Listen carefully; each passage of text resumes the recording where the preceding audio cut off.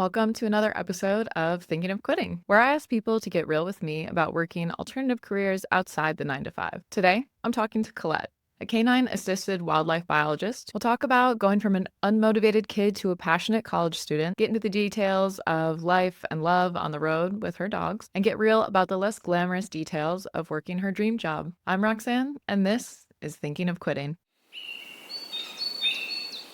So, I work with detection dogs to find data, essentially. And that can look like pretty much anything you can imagine. We work a lot with scats, so we're out there collecting poop of various wildlife, but we're also looking for live animals, sometimes carcasses. That's a really common use of detection dogs in this field. Eggs, pellets, you name it. Pretty much what happens is a researcher who is already studying a species, if they run into a problem where they're like, well, I don't really know how to find the information I want for this, and they need kind of a creative solution, or they need somebody who's going to be able to go out into really rugged areas and find something that's incredibly cryptic. That's where they call us in. Okay, cool. So you're not necessarily the researcher designing, well, sometimes you do end up designing parts of the study. Yeah. Do you call yourself a biologist or one of the ologists? Yeah. I mean, I've definitely, it's I can never decide on a title because that feels weird and because my job varies so much. But sure, yeah, I've been I'm a wildlife biologist or a wildlife researcher. Especially because once we start getting into these studies that we're on, repetitively, year after year, we're out there in the field, collecting the data, we have so much intimate knowledge of the species. So when I think about people that, have their master's or their doctorate degrees in biology and they call themselves wildlife biologists, there's so many people without those formal degrees that have just such a vast amount of information and knowledge. I'm yeah, totally. You are a biologist. Yeah, without even getting into traditional knowledge and indigenous knowledge and things that people know just from lived experience. But like you're saying, what degree level do you have? I have a bachelor's of science in conservation and resource studies. How many years of in-field experience do you have now? 8, 9 doing the dog work, but more than that in other field work before I got into working with the dogs. You're doing all the same thing. You're running the data analysis, you're doing all of the field work. Totally. So yeah, what is a title? I don't care about them. Yeah. I got my master's, didn't do nothing for me. I feel like everyone's going to school and is why do I have this degree anyway? So. Yeah. I mean, if you can get it in the field, I feel especially for something like yours that's so niche and so specific, if someone just has a degree, why would that help them be good at what you do, per se, I know. I don't want to, hate on grad students, but there's so many times where I've met grad students where I'm that's a future doctor. And I feel there's just so much they don't know yet because they've never been out in, the working field. They've just been school, and absolutely. I'm now they're expected to go out into the real world and go conduct research in the field. Come here. Why are we here? We're not opening all the doors. Okay, so Lay down. you've been doing this, but when you were a kid, did you know this existed? Did you love dogs? Absolutely not. Did you was this destiny for you? I don't know. I mean, maybe I had always. No, actually, no. Why would I even try to make something up? Piece it together. Sure. Let me try and come up with something. No, I mean, as a kid, the sciences were not my thing. School was not my thing, well, at all. But especially math and science. So no, I never envisioned. Jack, you're not going in there. I never envisioned a future where I would be working as a scientist. Yeah, no, math and science were not for me growing up. And I wasn't the kid that had all these big dreams and aspirations of I'm gonna be an astronaut, I'm gonna be a doctor, or I just was kind of well, I'll go with the flow. My dad's a plumber. He talks about the trades being great, so why not? Like, why not that be my path? And that's something I didn't start thinking about until I was older, like high school or whatever. Like what you were actually gonna Yeah, do. yeah. It was just kind of like, I'll figure it out. But you weren't like dreaming about a job or like No, I wasn't dreaming about a job. I ambitious little wasn't. kid. No, I wasn't. I mean, coming out of high school with a not super great GPA, I knew I wasn't going to like a 4-year university. And so after graduating high school, I went to like community college part-time. I worked full-time. Was, yeah, like, I'll figure it out. Or maybe like this is what I do. Like, I will work in restaurants and I'll serve and I'll bartend, and that's enough for me. And then I don't know, at some point in community college, I really started to enjoy my science courses, and talking to other people and advisors and like looking into different careers, I thought, okay, like maybe I just do want to do something like outdoors, and there are cool things in science. And then this is kind of like where it kind of, funnily enough, comes full circle for us, going to Harvard I Forest. forgot about that. Yeah. And Yeah. that was an REU for Yeah. you too, right? So like people don't know. Research education for undergraduates or research experience for undergraduates. yeah. Something like that. But which is a really cool program that exists. And Oh, something totally. I had no idea about I had before. no idea. Like, he was like, yeah, like, come live in the forest and work outdoors and learn science. And yeah, being out there and doing that for a couple of months, I was sold. I was like, yes. Like, what do I need to do to keep doing this? Like, what classes do I need to take? What degree do I need to get to be working outdoors? And It's funny. 'Cause yeah. I went to it and I was like, it was after my freshman year, summer, and I was like, maybe I don't want to be in college. So it like did the opposite to me. I was like I liked the outdoor part for sure, but I talked to all these like visiting biologists would come. They'd be like, I don't know, they just felt so stuffy to me. Like a lot of yeah. people that would, like maybe because it was Harvard or whatever. Like it felt so. Like, this is what nature should look like, Yeah. and that bothered me. I remember, and I was like, I don't know if I can see myself, like, writing papers in this world. But that's not what you ended up doing either, so. Yeah. Yeah. Yeah, I know. I was like, how can I do the like fun part and like not so much Which you figured out which really perfectly, is actually, 'cause what I wondered do. that. Yeah. But, real quick, like, so that is basically, you have the summer, you go do research, I think it's like 8 weeks or something, not very long. Yeah. Or Yeah. like 11 or something. Yeah, you get paid decently for, like, college student. And Absolutely. you live, you get free food and housing. I was They like, come all over this the is the country. life. Yeah. I was like, that was crazy. Yeah. Dream. Also, to have my name associated with Harvard. Never did anybody ever think that was gonna happen. oh yeah, yeah. My friends were like, we have to throw a party. This is big. I was like, I didn't get into Harvard. They're That's like, how I it's the felt same then. thing. Yeah, yeah. You're like, I So actually didn't even need to like set foot at Harvard. to Yeah. do this, but it still counts to me. How did you end up going from like a kid who doesn't care about science to being at? Because at this point you're still at your community college, right? yeah, Yeah, I'm still and- at community college. Which is badass. First of all, to like you're like community college to Harvard. Yeah. Oh yeah. I was the only community college student there. I I don't was think there was felt any of very them there. intimidated by all of it. It's like half Harvard students too. Right? Yeah. Yeah. That's Yeah. what mine was, too. It's like, oh my god, these are gonna be just like Yeah. geniuses It's everywhere. nice. Yeah. They probably are geniuses. Yeah. You are too. But so how did you make that jump from like being a kid who didn't care about science to even going into science in community college? I don't know. It's like I just didn't realize what was in front of me. I was like, this is boring and terrible, and I hated it. And I mean, it also probably didn't help like that we had decent size like classes and teachers that kind of didn't really care whether or not you attended or paid attention or anything like that. But like going to community college and like meeting teachers that were really invested in me and like made it interesting, and seeing it more like career focused instead of just like, here's this textbook, read it, take this test. With like every single class I took, it was like, wow, there's like a reason behind it now. It's not just I'm reading something to take a test. It's like I'm learning something to understand how like this whole system functions and like how that makes like life work. And I just found it so interesting once I don't know, grew up. So then you did that, and did you stay there through your whole degree? At that same school? No, You so did it after, yeah, so after I finished, well, I got like an associate's degree and got all my transfer credits.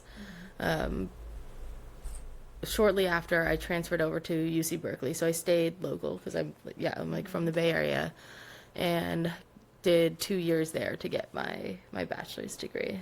Going to Berkeley is just like all these doors opened up of like, okay, do you want to do research as an undergrad?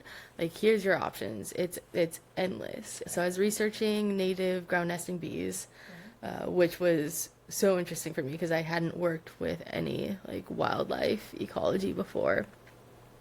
And yeah, I mean, I loved it. It doesn't sound like something that most people would love because we're out in Central California in like 100-degree weather, netting bees and IDing them. But it was so fun to just like look at these tiny little animals under microscopes all day long and see like how detailed they are and live that life of like, this is people's jobs to like look at these little bees and ID them. So cool. Yeah. Yeah. And so, yeah, I mean, I loved it. I loved the other students in the lab. I still keep in touch with the grad student that kind of like was my overall advisor for the majority of it. Yeah, all these years later. Bonding over bees. Yeah, yeah. Good bonding over bees, good bonding over miserable times in the field. Exactly. And then you're like, I want to do more miserable times in the field Yeah. with a dog. Yeah, so how did you find the canine research side of things? Because you weren't doing that or interacting with that at all. No. That time. No, and it was really just like a friend, my best friend had come across conservation canines when we were in our last semester of school. He was like, this is something like maybe I could do. Like, we were all just kind of like, this is so cool. We've never heard of this before. But of course, like, social media likes to make everything look all glamorous. We're like, these are people's lives. They're out here hiking in these incredible places with their dog, working on really cool studies, Yeah. studying cougars and grizzlies and everything you can think of. Shout out to your friend who told you about this job. Because, Yeah, like, that it's is like, really cool to go back and be like, you are the reason I know about this. yeah, Maybe just it like happened, such but... little like pieces that fell into place. Because I don't know where else I would have found out about it. Yeah. When I tell people about what I do, they're like, "Is that real?" Yeah. And Like, then I don't know. Just like call do you just like call them up then and be like, I want to work here, or do they have like a big audition or something? Like, how did you get involved with them then? Kind of both. So what I didn't realize at the time was just how small that world is and like the people behind the work. And so, yeah, I think at first I'd reach out to them and heard nothing back. And then I had seen they had posted a job opening and didn't even get an interview. Nothing. Like, I didn't hear a thing. I mean, I got Did you get a rejection? yeah, I got one of those like those generic emails. And so were you like, okay, I guess that's not for me, or were you like doubling down? You're like, I'm doing this. No, I was like, I'm doing this. A whole year goes by until I see that they're hiring again. And so in that time, in that year, I was like, well, do I even want to work with dogs? I don't even know. I was working part-time at a restaurant. I took an animal keeper apprenticeship working with wildlife, which that was super fun. And then I also took a job working at a like dog daycare boarding training facility in Oakland, and was like, can I be a dog trainer here? And they're like, well, you can't just like become a dog trainer without any experience. So they're like, we'll take you on as you can help with the boarding and the daycare part, and then if we see that you're like good with the dogs, we'll see if the trainers want to like take you on.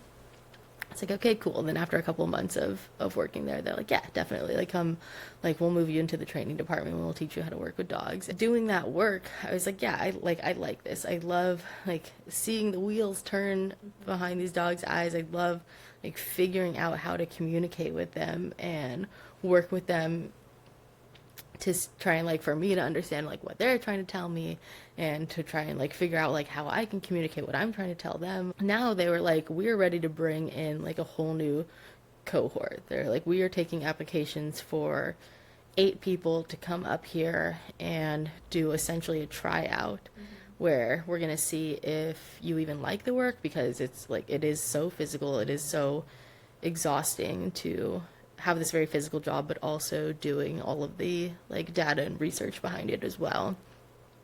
Living in a communal setting, living in a kind of a remote setting. And then they did have a field project lined up directly afterwards, but they knew that they only had room for about 4 people.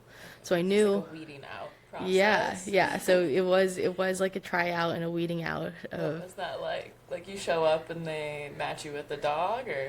It was kind of a whole big process. So I mean, I think they said they had gotten like hundreds of applications. Okay. And so I was surprised that I even, this time around made it through to like the interview and then getting invited to come There's up a there. reason. What was your application like? No, I can't if you remember that. That's terrible. I think I got to watch it. Oh no, Sure. don't tell anybody that because I tell No, my coworkers doesn't that exist it doesn't anywhere. exist. Okay, so that was another big part of it. I was like, okay, last time I just did, your very standard cover letter resume. This time they said that they want to get to know us. They're like, this is a job where like you are living with your coworkers and it's not just physical, it's not just science. Like you have to have a creative element goes a long way in this field because there is no like manual that you follow. It's like all about problem solving and thinking on your feet. And so it's like, okay, I'm gonna do something just absolutely ridiculous. Yeah. And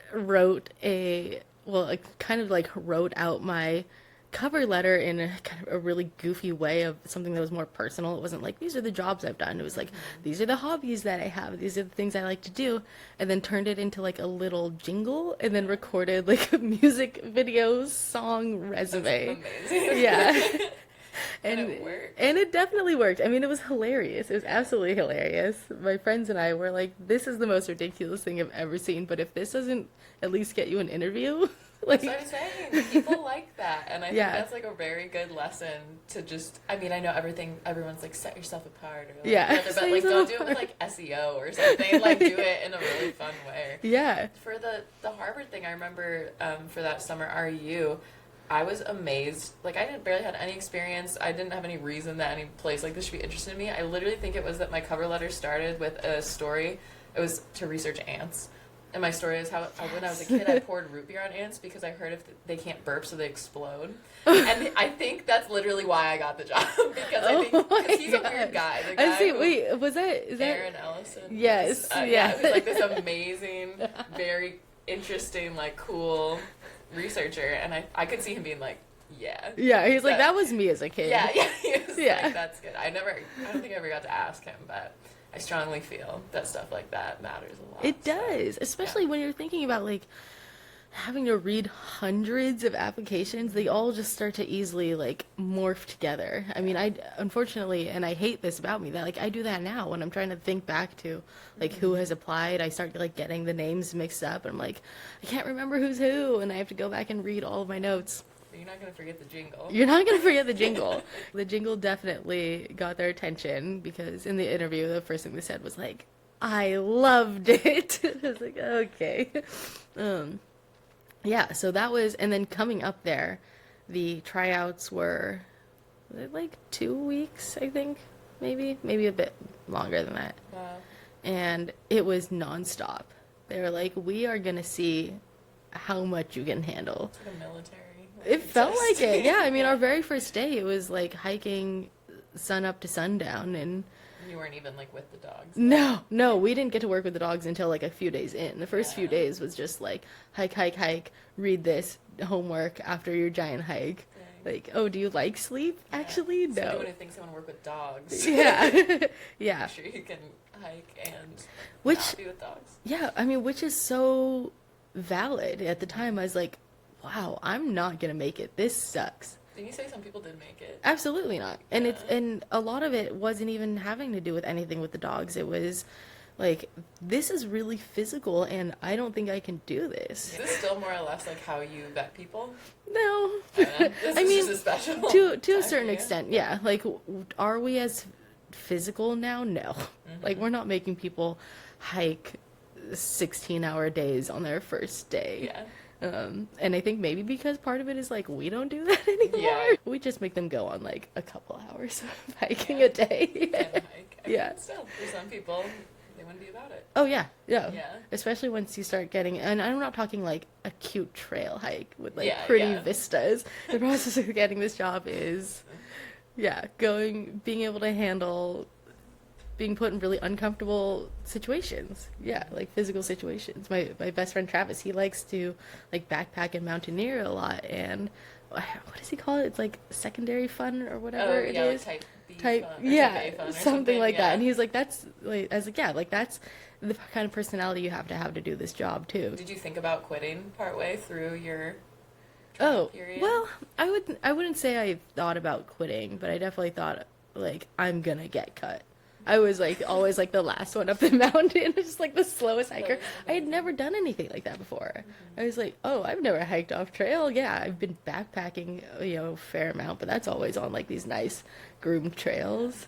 But you did it. So when did they bring in the dogs? Like, how did that element go down? That part is so cool. Is like, it wasn't like pick a dog or like here's your dog. It was after a couple of days in, they're like, well, we're just gonna start putting you with all of the dogs, and that's how I learned, and that's how like I think they've just always taught people is we're not just gonna teach you how to work with one dog because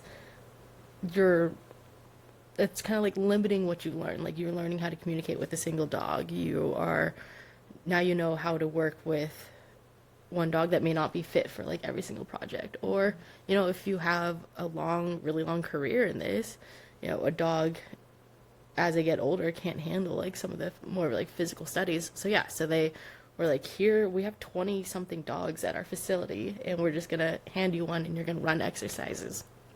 They would just like throw poop samples into the woods and be like, okay, like, it's vaguely off this trail in this area, and there's so many of them. Just see if you can find them. And these dogs are just taking off in a sprint and pretty much like want nothing to do with us because, like, they've seen it. They've seen people come and go.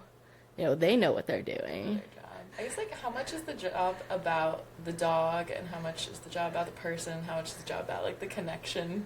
Oh my gosh. I mean, all of it. Like, you can have these dogs that have already, like, been out in the field, right, and know what they're doing. And you can put them with a brand new person like we were, and they could be running around and doing whatever they want, and it looks like they have no clue what they're doing because they're working with somebody that doesn't know how to help, like, guide them and, like, take that level of energy and like help put it into something productive. Right, because that's like these dogs' whole thing, right? Yeah. So what kinds of dogs are these? Like, where are they coming from? So every program does it a little differently, but we've always done it with shelter dogs. We look for dogs with really high fetch drive. They're like, okay, yeah, there's this dog that likes to play fetch, but we're looking for like an obsession. We're looking for the dogs that have been in the shelter for so long or returned so many times because that's all they can do. They're all breeds, right? Yeah. Just like, yeah. Like big, low. Big guys, little guys. Yeah, I mean, we've had dogs that are up in the, like I said, like 70, 80 pound range, but we still have like some tiny guys that are down in the like 20. You do this all over the world, or all over the country at least, I don't know. You like travel with Yeah, your dogs? yeah, it is. I mean, there's plenty of international work. There's researchers all over the world who are like, we really want, like, we need your help. We want to work with you. And it's still very much a growing field everywhere. I mean, it's really blown up here in the U.S. and we're starting to see more international groups get started. It is definitely work that takes you internationally if that's something that you are interested in doing, and if you are able to find the partners and figure out how to get like the funding and all of that to happen. And you've said that like a lot of people reach out, like, this is so cool, I want to do this, whatever. It seems like kind of glamorous in a way, I think, like aesthetically, or even you said, Yeah. when you were in school and you would look at people doing it, it was like, well, that looks like they're living the dream. Totally. What is the reality of that, in your opinion? Because I feel like you had stories about like sleeping in your car in the cold. Oh yeah. I mean, the reality of it is that it's I mean, like I said, like it's not for everyone because of how difficult the conditions can be. Yeah, you're expected to, at least in our group, camp for pretty much the entire year. The majority of the people that do conservation dog work, they don't do a ton of this like backcountry work because of the logistics behind it. Like, finding people who are willing to camp for months at a time out of their car, potentially in freezing conditions. You never know when you're going to get hit with really terrible weather, or there are studies that just happen in the winter, and working in conservation, there isn't always the money for like housing, like actual housing, especially ones that are in multiple locations. So, I mean, like I think the one I told you about before, my very first winter with doing this work, we were studying like vehicle collisions of wildlife along highways all over Oregon, Utah. I think there was like some of it was in Wyoming. And yeah, it was in the winter months, and we were having to move constantly. Every single night we were staying somewhere different. So it's not like we could like get a rental. And a lot of these places we were in the middle of nowhere. There wasn't like a motel even open and nearby for hours. So it didn't make sense. So yeah, I mean, where Jack and I are sleeping in this freezing cold car and waking up to just being like completely dumped on by snow, and just being all curled up in I think I have like a -20 sleeping bag for that kind of like stuff. Looking for carcasses, Yeah, essentially, yeah, like, buried throughout exactly. the day. You're like, yeah, this Makes is it a little great. less glamorous. Yeah, but people see. I mean, but there are so many incredible places. And you've been, I mean, a bunch of places for this work, obviously, and I think, I mean, some of the coolest ones I know you've told me about, like being on boats and sniffing out orca Yeah, poop at a distance, which is insane that dogs can do that, or being in Alaska and working with finding little bat nests. What's the word? hibernacula. Yeah, Yeah. hibernacula. Exactly. So what is your favorite one you've done? Like, what's your favorite project you work on, or one of your favorite experiences in the field? Ugh, that's a tough one. I mean, the Alaska project always, I think, will always stand out to me. I'd never been in the state before. It was absolutely gorgeous. Just these huge, steep cliffs, mountains. Also getting to work on the coast, so it's like I'm on top of this beautiful cliff and the ocean's right there, because we were in Southeast Alaska in like the Juneau area. We got to helicopter out to this remote island where there was nobody else out there. And also it was just a time where it felt like Jack and I had a real like shift in our work. We had already been working together for years and had done really well, but we were presented with this new challenge of something that none of us knew if we could do or not. It was like we were pretty much asked to find places where bats had landed on rocks, kind of like crawled into little cracks in the cliff sides, and then left and flown off. So no more bat present. There's no physical object to find like we usually have with our scats and our carcasses. Completely invisible target with no way to confirm if we're finding it or not. And so I knew that it was going to have to just be on like 100% off of trust and body language and communication. Like, okay, can this be done? Can I look at Jack and he communicate to me like, yes, there was something here, like this is a target. I know you can't see anything, but trust me, this is it.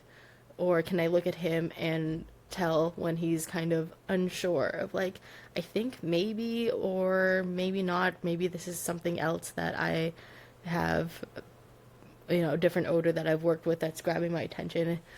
And so, I mean, I knew it was going to be a challenge. Nobody had done it before. People had tried it and not come away successful, for various reasons.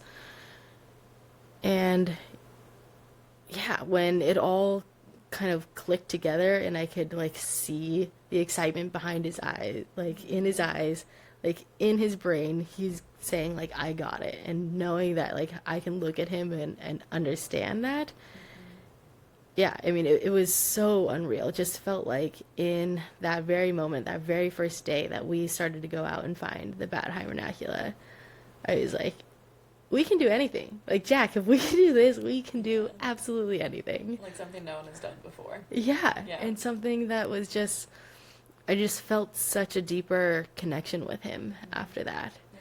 It feels like we could have, like, conversations back and forth just from, looking at his face and figuring out what he's trying to tell me. And he can understand everything that I'm asking of him.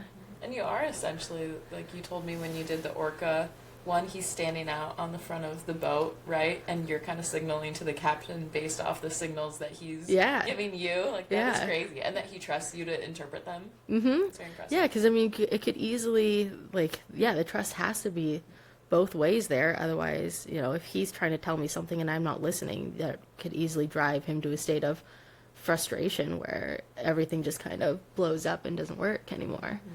And so, yeah, I mean, getting to work with him and understand just from, how wide or, like, closed his eyes are, where he's looking. Like, I can see different, like, twitches in his nose or how he's holding his mouth. Like, all of those little tiny details tells me so much information of, like, what he's thinking about and, like, what's going on. It just paints this clear picture sometimes, and it's such a weird and incredible feeling. That is crazy. Yeah. Is Jack your pet too, or is he like your colleague, or both? He's more, I mean, I guess he's both. It's weird to think of him as a pet. Because, he's like... It's like a working He's my dog. colleague, he's my partner. Buddy. He's my buddy. We do everything together. Yeah. It's funny. I mean, it's like, to the point where, like, all my friends and family know that anything I do, like, it has to accommodate him. Like, we're not going to stay at a vacation rental that doesn't allow dogs, or I'm not going to, like, go on a vacation where I can't bring him. Yeah.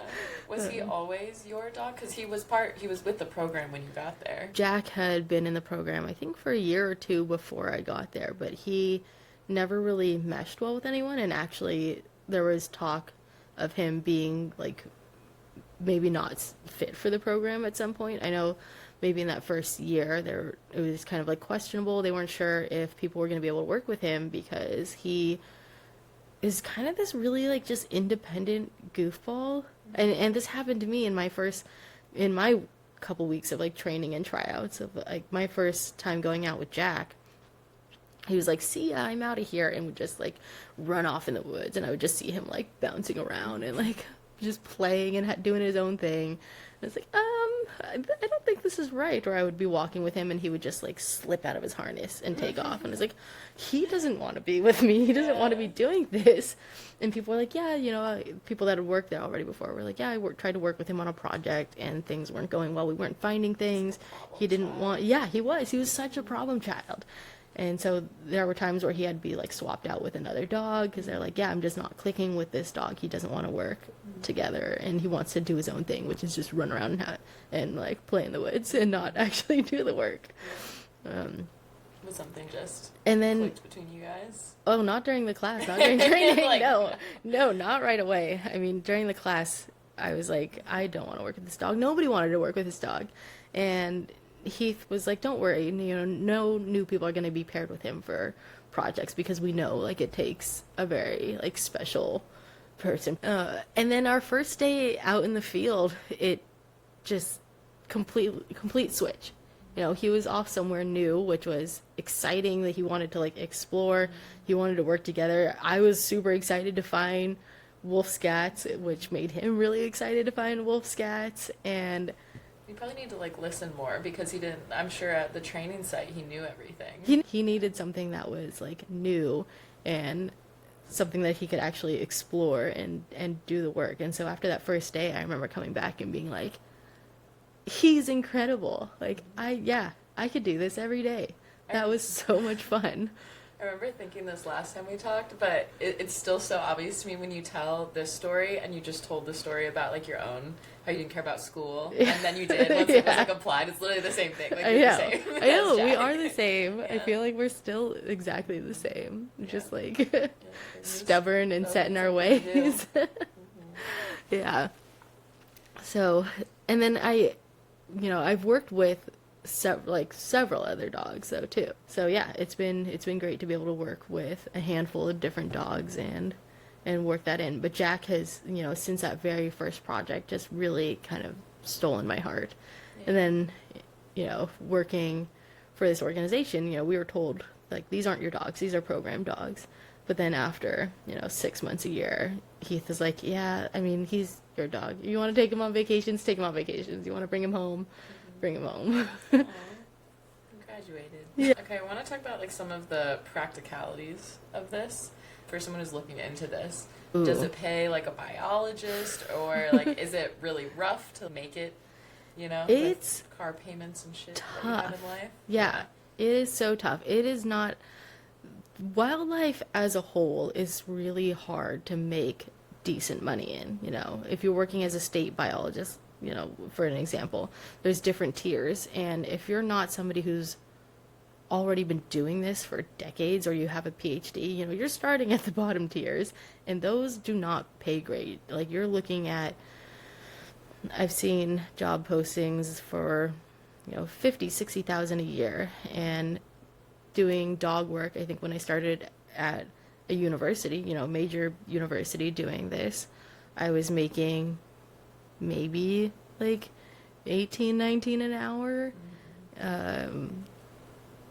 And even now, still, it's so hard to make a living doing this because the fieldwork is seasonal for the most part. Everybody's doing their research in the peak months of like summer, fall. There's occasional winter work. So if you're doing this as a contractor, like you really have to figure out how to make your money during those seasonal times to get you through the winter and the slower times. And, I monitor kind of like, I see when other groups are hiring, and based on like what we can pay when we get a contract, when we're hiring, people are only making on average 3,000-4,000 a month. It's not a lot. Yeah. It's really not a lot. The only thing that makes it doable is that when you're doing this work, you're not paying for much. Like you're not paying for housing because you're camping, or the company, it has money to put you up somewhere for the field season, and you're getting paid for like your mileage. So like all your driving for work is covered. So yeah, my like cost of living is really low, and my income is really low. Yeah, And- it's fair. That works for some Yeah, people. it works. Sometimes that's the trade-off. Yeah, I mean it's survivable. It's not ideal. So what about then when it comes to like, it seems like you're traveling all the time and stuff. Do you have time off in between projects? Or how much are you really gone? What's the lifestyle like? Is this a lifestyle truly? Yeah. To commit to this career, it's not like a job you clock in, clock out. No, I would say it's a lifestyle, at least for what I do, where it is more of like the heavy on the travel or the backcountry work that our organization does. It is a commitment. Sure, we absolutely get time off. We get days off because it is a physical job, and so we work a schedule where we're only in the field a couple of days and then we'll take a rest day. But it's not like on your day off you can go out and see your friends and family or go out for dinner and have a movie. You're in the middle of nowhere, and you have a dog. You can't just hop on a flight and go somewhere. What are you going to do with your dog? So yeah, we have plenty of, time off, and that's really just to like rest and recuperate your body. But it's logistically very difficult to do anything else. Like travel is almost impossible if it's not for work. Yeah.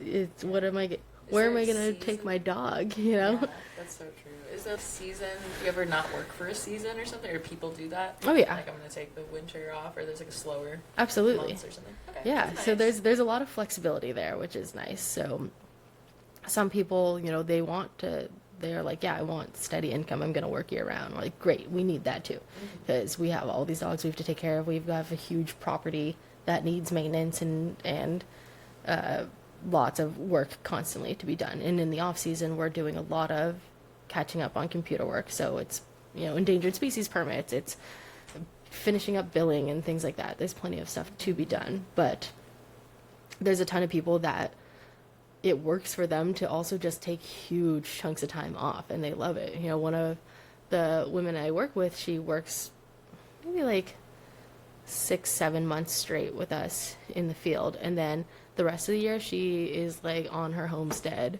I love just that for yeah. her. She's like, this is my Amazing. dream. Okay. She's like, this works for me. That makes it way more doable to me. That's like the information that I feel like I'm a big proponent of. Like, work really hard while you're on, and then be off while you're off. When people ask me where I live, I awkwardly have to tell them, like, well, my car, kind of, on the road with friends. Who knows? You know? Yeah, super fair. Okay, this one is personal. But Yeah. what about relationships for you or other people? Like, how can you have them? Like, do you, That's such a like, good do question. people date within the world of it? Because, Oh my gosh. like, I know the owners, right, Yeah. are a couple. Like, Yeah. that makes sense to me. That's hilarious. I love that question so much because it is really hard to date. If you're someone who does this in the way that I do, where it's like the constant like travel nomadic lifestyle and you're living remote, it's really hard to date. I mean, we tell people that when they're coming into it, like, okay, like, this is a personal question, but like, are you in a relationship? Just so you know, everybody who's entered this program in a relationship has not lasted. Yeah.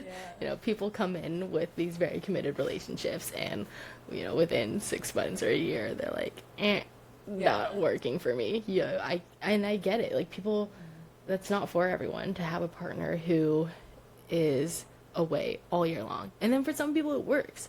I mean, I'm dating somebody who also, like, I met doing this work. She doesn't do it anymore. She still works with detection dogs, but this will be She understands yeah. the lifestyle Absolutely. that you have, yeah. Yeah.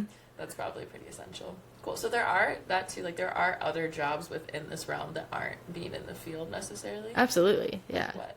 I mean, there's plenty of people who do the conservation work specifically in a more like local fashion, where you know they have a regular, like, a wind facility job where they're living in a house in civilization, and then they go out to their wind farm and they do their work, or they're working in kind of like a more lab setting where they, yeah, again, get to live like a pretty normal life where they can go to their lab 5 days a week, 9 to 5, and work with dogs in cool. like detection work. Yeah. Amazing. Yeah. And So then you chose this crazy life. yeah, no, I you didn't chose have this. to. I didn't Okay. have to do this, and I got to live the other side of it for a little while. I think, I don't know if I told you about this last time, but I took like a year away. I took a couple years away from doing the conservation work, and I did a year of COVID detection in California, and so that was very much like still working with detection dogs, but in a very different setting. Like, I lived in like a house in a city and had a regular, like, had to sit in traffic and go to our building to like work indoors with dogs, and then yeah, it was very different. Yeah. That is cool that there's so many other realms of it that, I mean, obviously we see, like, in the airport, like, canine detection stuff with police dogs, but yeah, thinking about all the other uses of it. Yeah, my girlfriend works in a hospital with her detection amazing. dog. Yeah, That's they so detect cool. C. diff on like equipment around the hospital, and so it's a very normal person job. Like, she drives there and gets there at the same time every day and leaves at the same time every day, and I was like, what a Concept. concept of, like, so regular. So normal of you. Yeah. Incredible. Did you like when you were living the more sedentary version, or do you like this version? Do you think it's like suits you better? I think this suits me better, at least for now. I go back and forth about it all the time. I'm terrible. I'm a terrible, like, grass is always greener person. When I'm in the field, I'm like, ugh, I just want a normal person life. And then when I'm not in the field, I'm like, I'm bored. I want to get back out there. I'm never happy. So bad. I Just know. never It's happy. I feel like it's good to always be seeking something better, Yeah. or moving towards something. But I'm very the same and it's weird when you become self-aware of it, because you're like, what do I even What do I do now? Yeah. Yeah, because I see what I'm doing. Yeah. Because I've done that seasonal work, and I'm like, I can't wait till I have my real journalist job. Then Yeah. my journalist job, and I'm like, I miss seasonal work. Exactly. And, yeah. It's hard. It's a mindset thing. Like, I need 20 hours a week doing this, like 10 hours doing this, and then I just not work the rest of the time. So do people do this forever? Like, is it a lifelong career, or is it something people do just for a little bit? And what about you? It's both. It's definitely both. I mean, the people that have been doing this for their whole career have still been like the same people who are like mentoring and running this around like the entire world and US. And the majority of people that do this certainly like fizzle out. It's, you know, something that they want to do for a couple of summers and then they're like, not anymore. It's be hard to like have a kid or Absolutely. I don't really, or like have a medical issue of some kind come up, which Yeah. lots of people do. Yeah. And we talk about it all the time at work of like, what would happen if like one of us tried to have a kid? What would that even look like? Yeah. It's definitely, a certain choice, but lots of people don't want to have kids anyway. So yeah, perfect. Exactly. I mean, that's cool. Can you see yourself remaining like in the sphere of it? I think in the sphere of it, yes. In the field, not as much. Like I have transitioned very much into doing a lot more like teaching and mentoring, and I love that. Like I love seeing these like new young people and getting to work with them and teach them how to do this work. And I can see myself doing that for potentially ever. I don't know if it would be like a full-time thing for me anymore. Yeah, because like I said, with this field growing and with the like lack of really experienced like mentors out there and the huge like demand in people wanting to learn, part of me also just feels like, I don't know, like almost like I owe it to the field to like at least stick around and teach. So for people like that, apparently all the people that are trying to get into this, which is good to hear that there is at least demand for it. You know, there are places to put people. I'm sure not as many as people who want to do it, but such is life. Yeah. So what is your advice to someone who is like, I want to get into this, but, you know, doesn't have obviously any experience with canine-assisted research in particular? Go straight to the people doing the work. They're busy. So be persistent, because I'm very sorry, I will not respond to your email right away. But do it. Just reach out to us. Yeah. Sorry about that. Those of you who are currently waiting. Specifically. Yeah. Like, unfortunately, like, there's not one central hub of information. That's something that when I say we, like, we as people are in this field across the U.S. or have been doing this for a really long time, we've been trying to form more resources for people to go to and like find papers or like get in contact with organizations and just kind of see what's already out there, because right now it's really hard to find that information. So yeah, unfortunately, like, you have to go out and do the work and find the research and just reach out to people and wait and be persistent and maybe write silly jingles and do ridiculous things. But that's kind of like the world we live in right now. Yeah. It's tough until there's more resources and more people teaching and more information being shared. It's hard. It's not an easy field to you got to really want it. It's not the easiest field to break into, and there's a lot of misleading information out there.